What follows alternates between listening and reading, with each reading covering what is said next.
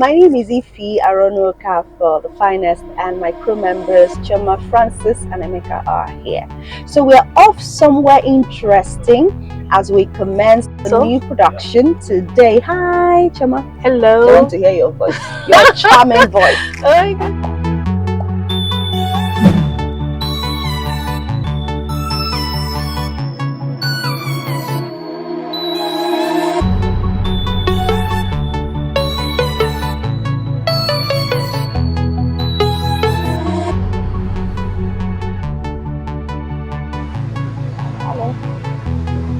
my God.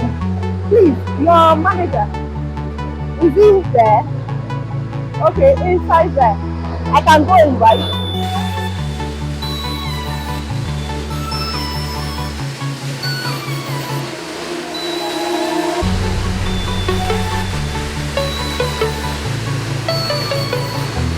Okay, good morning, sir. We were just passing by and we saw this exceptional. I qualify Opuruiche because I've never seen a place like this. So we decided to come in, and thank you so much for being very welcoming. Yes, I appreciate you and your team. So please, may we meet you, sir? My name is Engr. Arinze Nwolisa. Okay. And my name is Victor. Okay, Mr. Victor is the manager. Okay. So tell us about this place just a bit. Okay. This is a waste recycling facility established in 2020. So since then we've been picking up waste from surroundings and trying to eradicate waste pollution, plastic pollution in the environment, which is very important. Wow. Talks about sustainability. Yes, yes. Very important. You know, recently I hosted an event put together by the Ministry of Environment, and they were talking about this same thing, plastic sustainability, and people picked up plastics in the rural areas. Okay, yeah. We didn't even know you were already picking up in the... No, we've been on ground since 2021 operationally. Okay. Yes. So, so far, how challenging and how good has it been for you? It's been very challenging in terms of the logistical aspects, cost of production, but it's exciting when you do it for the environment, for the poor people who pick this plastic, because they see it as a way of a means of living, and we're doing it for the environment. So it's a win-win for all, for the environment and for us. At least we can see our employees. Yeah. Everybody's doing. Is it the conventional scavengers that we're used to, or people like me as well? Everybody. Change begins with all of us. We are trying to minimize the amount of plastic waste in the drainages, in the environment. If I decide to pick something like this quantity, and I come here, what do I get in return? Or you'll be getting as much as close to 10,000 naira. Close to 3K. 10,000. 10,000 naira. Yes. This could be as much. Why have I not picking plastic up? Are you serious? I'm serious. This could be as much as 100 kilos, depending on 120. Or 120, and if you deliver it here, you give it to you as 100 naira per kilo. Wow. So that's a lot of money. This is getting so interesting. I want to know a little of what goes on in this recycling hub every day. Okay, so I think we'll start from the outside. Let me show you how it starts. When we receive the plastic, we have a team of hardworking ladies who sort the plastic. When we mean sort the plastic now, they remove the labels. Can you get one for me? We remove the label and the cover, and then it goes to the production team. So it comes in this way. The labels are removed. The cover is also removed. We sell the cover separately, and this is processed. And why do you have to go through that process? Okay, the process is, the reason is we can't. This is a different property of plastic.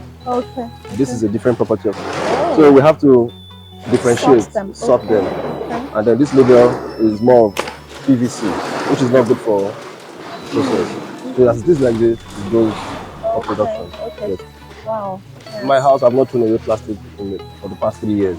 Wow. Me personally, because I know the value. This is of value. Yeah. This is of value. Wow. Yeah.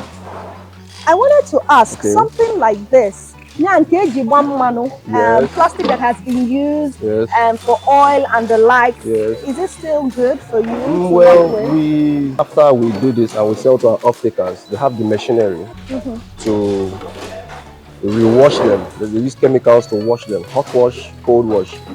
So that process is another form of, the off-taker. We don't have the machinery here yet, but as time goes on, we're hoping for more empowerment. It's in the pipeline. It's in the pipeline. Okay, okay. So no matter how bad the plastic is, no matter how bad this is the place for it. Just bring it to us. Oh, wow. Yeah. That's interesting. So your activities so far, how well do you think it has saved us? I mean the immediate community. Well, since we started our operations in Awka, Anambra State has been rid of plastic worth of close to 800 tons through this facility. So we have processed close to 800 tons through this facility in the past 3 years. We're hoping to do more. We want to do more. We will do more. We're reading Anambra State of waste plastic, a lot of waste plastic. But we have not even scratched the surface. If you look at it, there are so many other communities in the hinterland, apart from here in Awka, that needs an establishment like this or a collection point to bring to us that we can process. Okay, you know, a business like this is more like if I follow Opuruiche, okay. Exceptional. Yes, so it's not something you see randomly. Yes. Even the location is just apt, you know, but it's also a signpost on itself because we saw the plastics and that was what led us to come in. So now, are there things that the government has done to also help you? Actually, the government has done exceptionally well. Wow. This new government has done exceptionally well with waste management. Okay. Yes. Right from the roads, you can see that there is more organization with the way they collect the waste these days, which is excellent. I have to acknowledge them for that. And they have also helped waste collection and pollution reduction through sensitization. Very important because people when I came into Awka in 2020, people really never knew about it. They also, you know, scavengers, regular scavengers know the whole iron, carton. I asked them, why don't you pick this? They say lack of space. They don't have the nets to store them in. So I decided to empower them. Oh, for real? Then the sensitization went wrong. But so empowerment can also be in the form of... Yes, we give this for free. Pack it and bring it to us. Yes. That's how do they source it? We buy it. Okay. We buy it in bulk and then distribute to our local suppliers.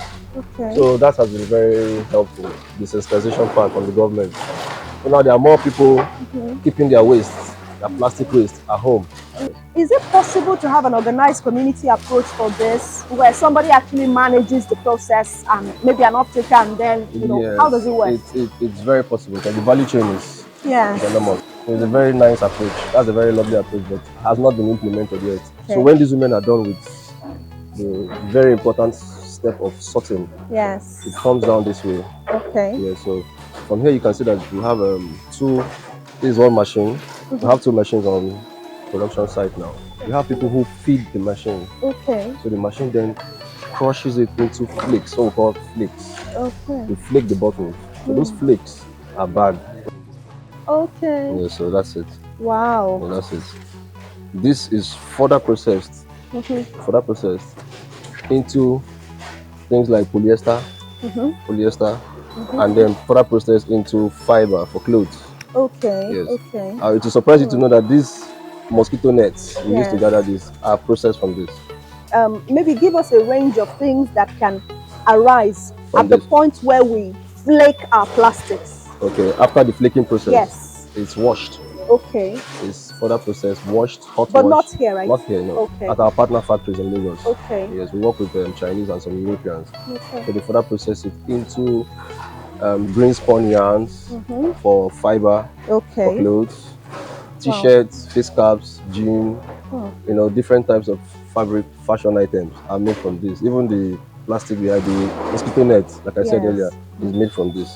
Wow. So nothing is lost. Waste is just a process. It just keeps going. Nothing is lost in waste. There's nothing, people say waste. Nothing is a waste if you look at it. Absolutely. You can also check out the further, you know, from the bottles. Yes. We also have